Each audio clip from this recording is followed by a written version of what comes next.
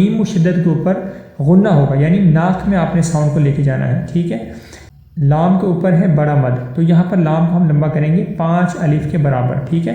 یعنی آپ نے اپنی ہتھیلی کو بند کرنا ہے، اور جیسے ہی آپ لام کو لمبا کرنا شروع کریں گے تو آپ نے آہستہ آہستہ اپنی انگلیوں کو کھولنا شروع کرنا ہے۔ جیسے ہی 5 انگلیاں کھل جائیں تو آپ نے اس لفظ کی لمبائی کو چھوڑ دینا ہے، ٹھیک ہے۔ میم کو بھی اس طریقے سے لمبا کریں گے، الف لام میم، لیکن ناک میں میم کی ساؤنڈ کو لازمی لے کے دینا ہے کیونکہ یہاں پر میم مشدد ہے تو غنہ ہوگا، ٹھیک ہے۔ دیکھیں غور کریں، لام میم۔ اگلی آیت کو دیکھیے، ذَلِكَ الْكِتَابُ لَا رَيْبَ فِيهِ هُدًى لِّلْمُتَّقِينَ۔ اب اس آیت میں دیکھیں ذال کے اوپر ہے کھڑا زبر، لام کے نیچے زیر ہے، کاف کو بریک کاف ہے یہاں پر، اور کاف کو ہم ملائیں گے لام ساکن کے ساتھ، ٹھیک ہے۔ ہجے کریں، ذال کھڑا زبر ذا، لام زیر لی، ذالی، کاف لام زبر کل، ذالکل۔ آگے دیکھیں بریک کاف ہے، آگے بھی کاف کے نیچے زیر ہے، تا کے اوپر ہے کھڑا زبر، تو تا کو تھوڑا سا کھینچ کر پڑھیں گے کہ 2 الف کے برابر ہم لمبا کریں گے تا کو، ٹھیک ہے۔ کتاب، ذالک الکتاب لا ریب فیہ۔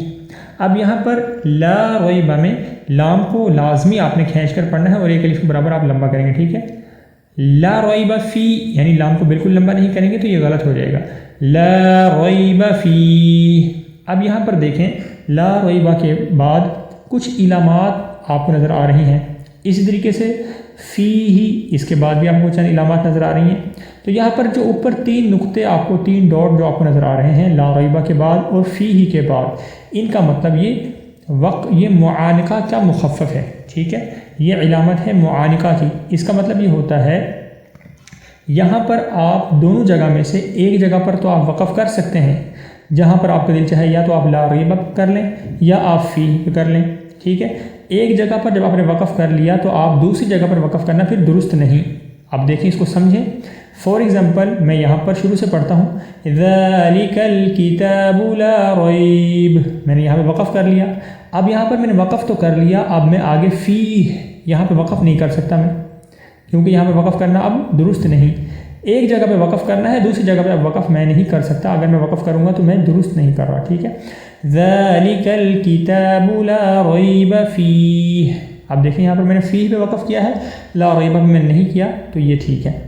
ہدی للمتقین، اب یہاں پر ہا کے اوپر موٹی ہا پڑھی جائے گی اور ہا کے اوپر ہے پیش، دال کے اوپر آپ کو 2 زبر نظر آ رہی ہیں، آگے جو ہے یا لکھی ہوئی ہے، یہ یا نہیں پڑھی جائے گی۔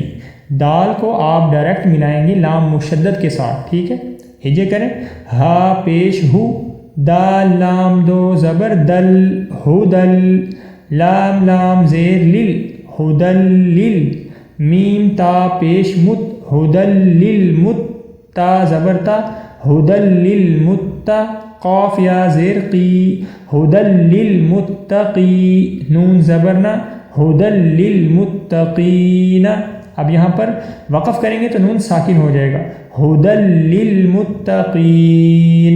اب آیت کو ریوائز کریں، ذَلِكَ الْكِتَابُ لَا رَيْبَ فِيهِ هُدًى لِّلْمُتَّقِينَ۔ اور ساتھ ہی ساتھ یہ بات بھی آپ ذہن میں رکھیں کہ یہ جو دوسری آیت ہے سورۃ البقرہ کی، اس آیت کے اندر اللہ رب العزت نے قرآن پاک کی عظمت کو بیان فرمایا ہے کہ قرآن پاک ایک ایسی کتاب ہے، اس میں کسی قسم کی شک و شبہ کی گنجائش نہیں ہے، اور یہ قرآن پاک ہدایت ہے متقین کے لیے۔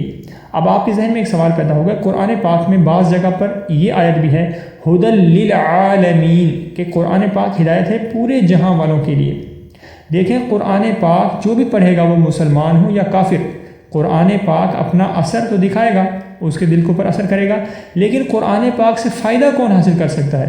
فائدہ وہی حاصل کرے گا جو سچی طلب رکھے گا، جو اللہ سے ڈرے گا، جو متقی ہوگا، ٹھیک ہے۔ جس کو حق کی تلاش ہوگی قرآن پاک اسے ہی ہدایت دے گا، ہر کسی کو قرآن پاک ہدایت نہیں دے گا۔ ویسے قرآن پاک تمام انسانوں کے لیے ہی ہدایت ہے، لیکن ہدایت اسے ہی مل سکتی ہے جو ہدایت کا متلاشی ہو۔ جزاک اللہ خیر و احسن الجزا۔